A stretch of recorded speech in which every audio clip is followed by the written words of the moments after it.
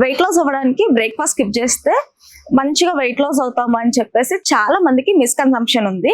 So ఈ misconception ని మనం ఎలా బ్రేక్ చేద్దామో యాజ్ ఎ క్లినికల్ డైటీషియన్ గా చెప్తాను.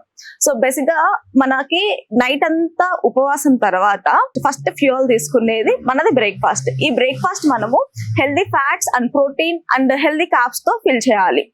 అండ్ రెండోది వచ్చేసరికి మనం అంతా కంప్లీట్ లేట్ నైట్స్ పడుకుంటాం కదా, అంత ఎర్లీ బర్డ్స్ ఏం కాదు, ఫాస్ట్ గా ఆఫీసెస్ కి వెళ్ళిపోవచ్చు. బ్రేక్ఫాస్ట్ స్కిప్ చేయడం వల్ల ఇంకా క్యాలరీస్ తక్కువ అయితే దానివల్ల ఇంకా వెయిట్ లాస్ అవ్వచ్చు అని ఇలాంటి థింగ్స్ మిత్స్ అనేది ఉన్నాయి.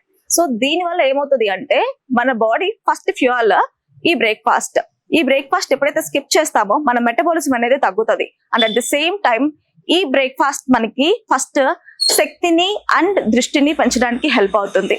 అండ్ మనం తీసుకునే బ్రేక్ఫాస్ట్ కూడా protein and carbohydrates and fats తో ఫిల్ అయి ఉండాలి. So per day at least 1 meal కి 20 grams ఆఫ్ ప్రోటీన్ అనేది కన్జ్యూమ్ చేయాలి.